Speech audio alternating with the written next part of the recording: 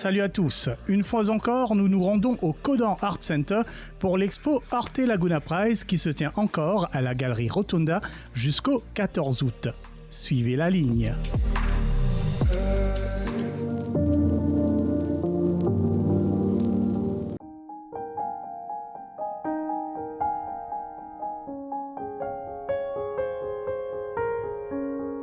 Dans cette édition, nous ferons plus ample connaissance avec les deux facettes de cette expo. D'un côté, les œuvres de 15 finalistes internationaux sélectionnés par le Arte Laguna Prize, parmi lesquels Simon Bach qui porte la bannière mauricienne. De l'autre côté, 15 artistes participants mauriciens au Arte Laguna Prize, dont les œuvres sont exposées dans le même espace avec une scénographie qui évite la dissonance et met en avant les résonances. Les œuvres dialoguent entre elles, mais nous avons aussi parlé au commissariat ainsi qu'aux artistes. Vous les avez entendus au cours de notre dernière émission, suite de ces conversations. Les artistes mauriciens n'ont pas beaucoup d'opportunités de faire des expositions où ils ont la chance de finalement se mesurer dans le bon sens, c'est-à-dire vraiment avoir leurs œuvres qui sont côte à côte, échanger avec les artistes, artistiquement parlant. D'avoir peut-être leur travail et de voir comment ils résonnent à côté de notre travail. Et je pense que pour l'avenir mauricien artistique, l'avenir artistique mauricien, pour que les artistes puissent vraiment progresser, puissent, je sais pas, aussi s'inspirer de nouvelles choses, il faudrait en fait qu'on ait de plus en plus de choses différentes à proposer. Donc, c'est-à-dire des artistes étrangers avec des pratiques différentes, des cultures différentes, aussi des inspirations, des histoires différentes.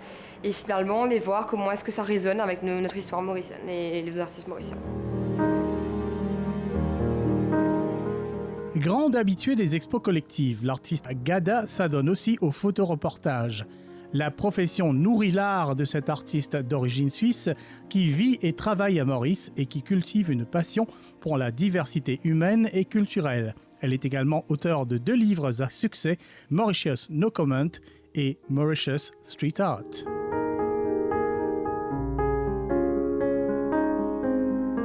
Alors je n'essaye pas de... En fait, je n'essaye même pas de transmettre quoi que ce soit, c'est plus une expérience personnelle quand je prends des photos. Je me promène, c'est comme une chasse au trésor. Je me promène, j'observe ce qui m'entoure et je suis souvent attirée par soit des formes, soit des couleurs, soit des textures, soit des détails. Bon, là, en l'occurrence, c'était le graphisme d'une fenêtre d'une maison créole classique. J'aime bien un peu le côté écaillé de la peinture, ça m'attire toujours ces textures un peu usées par le temps. Donc je me promène, j'observe, je suis attirée par des détails et je récolte en fait, je saisis des moments comme ça, c'est une récolte que je ramène ensuite à la maison, mais je ne pense pas à transmettre quoi que ce soit. C'est plus une espèce d'expérience personnelle, de promenade ou de... c'est le graphisme, là en l'occurrence, c'est le graphisme de l'ombre qui m'intéressait. La façon dont ça dessinait, je trouvais que l'ombre était une couleur complémentaire des textures gris clair de mon tableau, enfin de la tôle, et le vert qui limite tire vers le jaune des volets. Et j'aimais bien ce côté graphique. Moi j'aime bien aussi traiter certaines photos un peu comme si elles étaient un tableau abstrait. J'aime bien extraire quelque chose et le traiter comme si c'était un tableau abstrait et que du coup, quand on l'imprime, ça fait quelque chose de graphique qui est loin en fait de la maison un peu abîmée par le temps que j'ai trouvée là au bord de la mer. Et voilà, c'est... ma démarche, c'est vraiment ça. Je ramène une récolte. Je suis à chaque fois contente quand j'ouvre ma récolte et que je la télécharge sur mon ordinateur. Et puis, à partir de là, je recommence à jouer. C'est plus un jeu personnel. C'est une exploration. Je suis dans une espèce de flow du moment présent. Et ce tableau-là, ce qui m'a intéressé, c'est nouveau, mais vieux. Et c'est le temps qui passe, qui est dessus, mais qui en même temps... est traité de façon assez moderne, avec des angles, comme si c'était un tableau abstrait.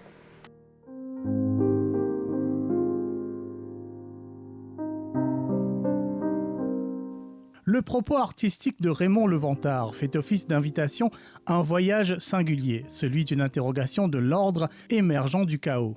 Évoluant sur la scène artistique mauricienne depuis 2015, l'artiste s'immerge au cœur des réalités sociales de son île natale, ainsi que sa diversité culturelle et ses pratiques spirituelles. Raymond Levantard s'intéresse à l'humain et à ce lien qui crée la cohésion sociale. La signification des mots artistiques, plutôt, je prends les Canadiens l'éponge, en fait. On va dire l'éponge côté y aller, l'endroit côté y vivre, dans l'environnement qu'il y était. Ça comment dire, inspire moi pour lâcher les affaires qui m'ont créé, en fait. Il vient de l'instant présent, il vient de lâcher prise, comment dire, qui m'ont montré du monde qui m'ont vraiment, comment dire, log moi complètement. Et tu capable des autres, tu es capable, Marie, éparpillée, mais les affaires, Marie, influencées par l'architecture, par le voyage qu'ils m'ont fait, du monde qui m'ont joint, différentes cultures, différentes philosophies, comme si. Et là, c'est comme si une accumulation de vécu, d'expériences qui t'ont gagné avec du monde, avec l'environnement. Et pour ajouter une petite anecdote, on va dire, on fait un voyage pendant 7 mois avant qu'il m'ait commencé, comme je dis, professionnellement ou chose. Je fais un voyage pendant 7 mois Méditerranée, juste pour aller à un kiff, quoi. 7 mois à l'eau et sortir d'une occasion pour sortir du Maurice et à connaître un peu partout, comme on dit. Enfin, pas partout, mais comme si dans la région, là, comme si. Ça fait moi comme si, comment je comprends que social realities, l'information que tu as gagnée avec du monde, il m'est important pour toi, tu connais tout qui tire, en fait. Donc, tu retiens un peu plus. Ouais, là. C'est un peu mon démo artistique, comment dire. Justement, comme je disais, on a fait absorber l'influence et tout ça. Et c'est une démarche assez énergétique, disons. Comme si le travail là, c'est comme si c'est pas de l'énergie différente, capable de des polarités différentes. Et c'est comme si mettre une balance dans tout ça. Surtout quand tu peux faire aller-retour, la Réunion à l'époque, là, comme tu fais ça, en fait. Tu fais aller-retour, la Réunion, la France, pas qui, et comme si on comprend un petit peu comment on dit la France, comment tu là, on comprend pas qui tu es là, on va dire, Marie, ça, qui tu es. Marie top, comment dire, Marie inspirant. Et elle est là, c'est comme si on sait des moques, des polarités, en fait. Et faire les matchs ensemble, mais c'est un compromis, une balance dans tout ça. Fascinée par le pouvoir des images et des histoires qu'elles recèlent, Chloé Hipp se passionne pour la photographie. Artiste autodidacte, elle articule des images photos à travers une technique de collage très contemporaine. Au centre de son art, une fascination pour la nature humaine. Je dirais plus que c'est une vision et de transmettre, non, mais plutôt de rechercher des réactions, de demander au public de méditer, une introspection plutôt. Donc moi, j'aime bien justement me pencher sur des thèmes comme la religion, le culte, la nature humaine. Donc c'est un peu ce qui nous forme en fait en tant que personne. Donc c'est pour ça que j'aurais aimé que les gens méditent et fassent une introspection aussi pour se retrouver mieux à travers mes travaux. À la différence de Raymond, moi je vais plus vers l'intérieur de la personne. En fait, l'œuvre, ça... Donc je pense que c'est peut-être un livre et une expérience qui m'a plus inspirée. Et j'avais cette vision-là depuis 1 mois. Et c'était quelque chose qui devait sortir, quelque chose que je devais exprimer. Et donc Origo, c'est... Donc, en français, c'est origine. Donc pourquoi origine? Parce que j'ai envie que les êtres humains se rappellent aussi d'où on vient. Donc, en fait, avec l'évolution et aussi, il y a beaucoup de psychanalyse derrière. Mais pour simplifier, je dirais que c'est vraiment notre nature. Donc, de bien se rappeler qu'il y a eu des milliers d'années d'évolution avant qu'on soit humain et aussi d'être aussi développé émotionnellement et intellectuellement aussi, mais qu'on a quand même cette petite créature qui vit à l'intérieur de nous. Donc, je pense que c'est un peu ça.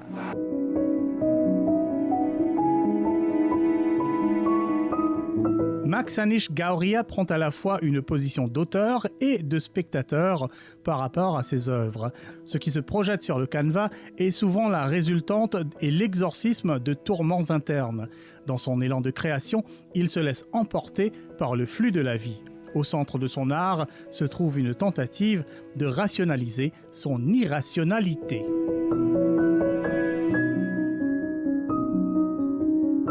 Pas vraiment attachement avec la peinture, mais pour moi, il continue de travailler, parce qu'il me continuellement changer.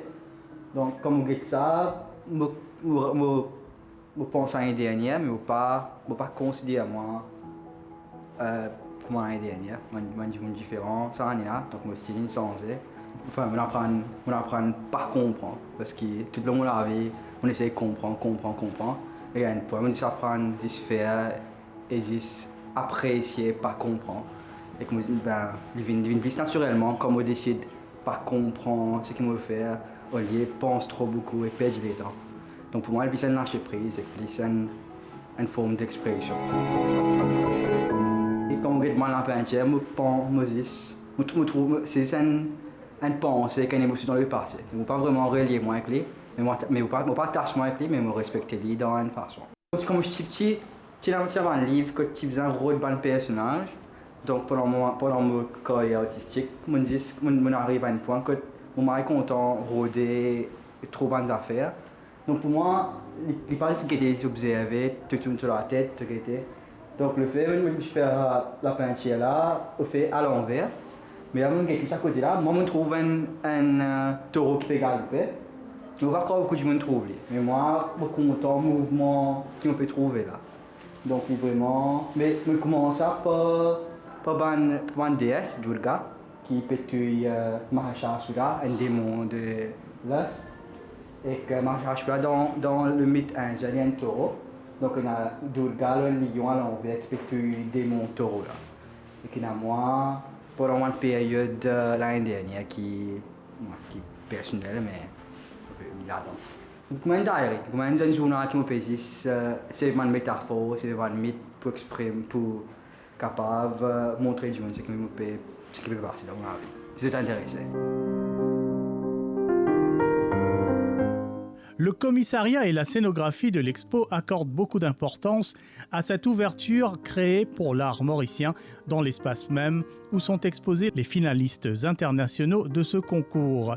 C'est une façon de mettre la production contemporaine mauricienne en dialogue direct avec la production internationale. L'harmonie résultant de cette mise en dialogue en dit long sur la maturité de nos artistes.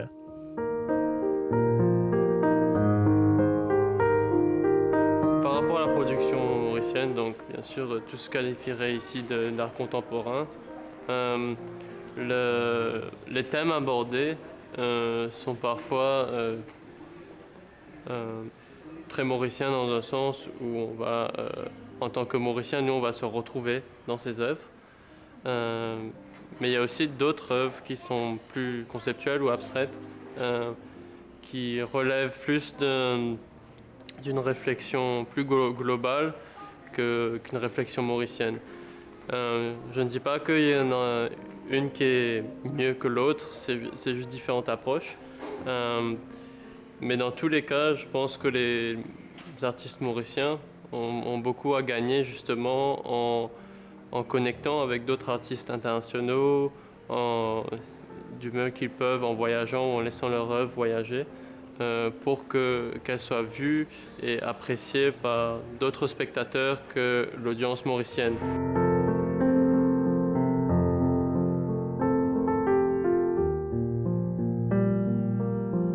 Simon Bach fait partie de la sélection internationale de ce concours et représentera Maurice à Venise. Originaire du Zimbabwe et établi à Maurice depuis l'an 2000, Simon Bach est un artiste aux diverses influences, de l'art primitif aux expressionnistes abstraits. Ses œuvres puisent aussi de ses mémoires de l'environnement où il aura passé sa jeunesse. Les œuvres des finalistes du Arte Laguna Prize traduisent la diversité de la production contemporaine mondiale. Certaines thématiques se rejoignent, mais les tendances sont aussi diverses que les origines de ces créateurs. Parcours de quelques œuvres, quoique pas toutes, pour saisir la diversité des démarches et des propos qui caractérisent cette exposition. Originaire de Cuba, Alejandra Gles construit son art autour d'une interprétation de l'espace féministe qui se dévie radicalement des théories sur le genre. Elle a sa manière propre à elle d'assumer son identité féminine. Son travail rassemble plusieurs niveaux de lecture esthétique, culturelle et sociale. Dans l'espace de ses œuvres, les femmes assument pleinement leur autonomie, libres de toute stigmatisation. À l'origine photographe se spécialisant dans la photographie sociale, la brésilienne Alison Carvalho s'est résolument tournée vers la photo conceptuelle et artistique depuis 2016. Elle a développé des projets photographiques avec l'ethnicité comme point focal, s'inspirant de l'influence métisse de la culture brésilienne, une approche qui a nourri sa quête identitaire et empathique. Cette œuvre est une représentation numérique d'une peinture à l'huile d'Andrew Leventis, artiste travaillant aux USA qui s'adonne à la nature morte avec un angle très contemporain. Il interroge le rapport de l'humain aux objets du quotidien. Originaire de Londres, Anna-Marie Zendrowski parcourt le monde en explorant la nature changeante des concepts fondamentaux de l'expérience humaine, tels que la façon de voir et la façon d'être. Elle explore les notions d'incertitude, d'ambiguïté, de mutation constante du monde qui se traduisent en création où domine le flou, le gris et où les tons s'entremêlent, abolissant toute définition et forme distincte. Pour l'artiste chinois Dong Lima, la forme traduit l'essence de l'idée.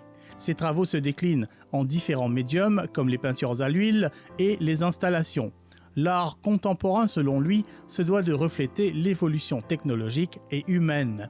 Ses œuvres, d'ailleurs, reflètent cet intérêt pour les technologies.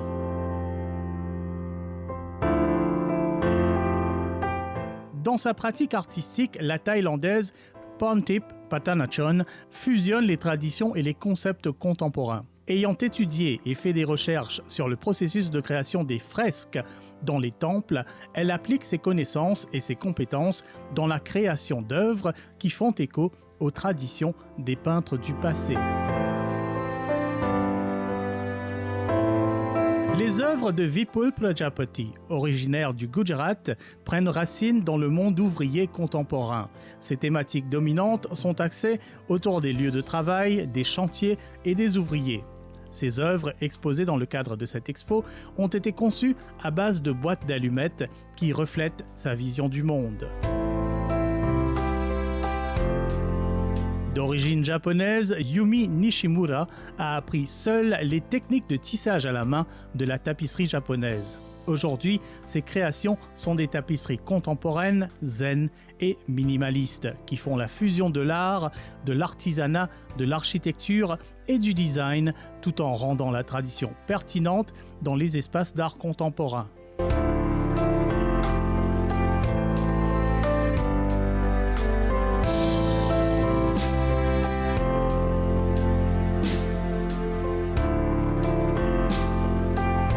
Je suis là pour voir l'œuvre des autres artistes, mais mon œuvre, ça n'existe pas pour moi. Donc je repasse même pas sur mon œuvre en fait, pour regarder, j'évite. Mais je suis là en tant que, que spectateur du coup. Et j'aime découvrir aussi le travail des autres. Donc, et bien sûr, on enregistre parce que ça va être une inspiration plus tard aussi. Kodam, on trouve dans un mouvement, que le mouvement a commencé depuis bien longtemps en fait. Et dans plusieurs secteurs dans le pays, dans plusieurs façons d'expression qui existaient depuis très longtemps. Et là, pour le moment, là, c'est l'instant présent et ça fait là peut dérouler quoi. Et comme si c'était un bon petit participe là-dedans et participe dans un mouvement là. En fait. Et il y a un mouvement peut dérouler, hein. Par exemple, ici, il y a un fait dérouler le pays là. Et la collaboration peut faire, il y a une rencontre qui peut faire. Ça qui est intéressant, je trouve vraiment intéressant.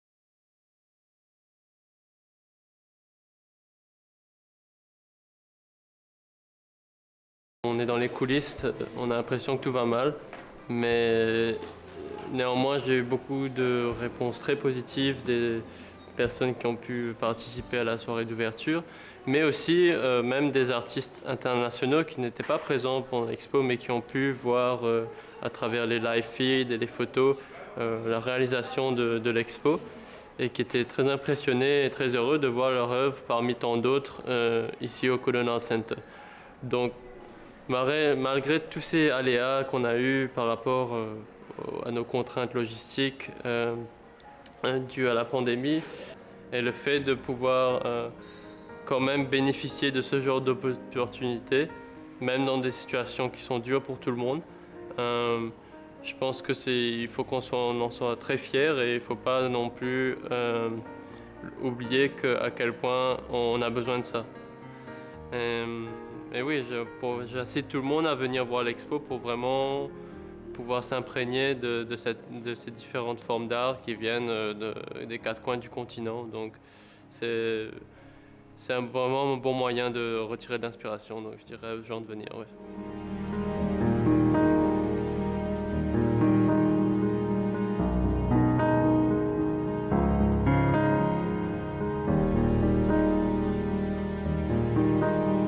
Fin de ce parcours à la découverte des contributions mauriciennes et internationales de cette expo.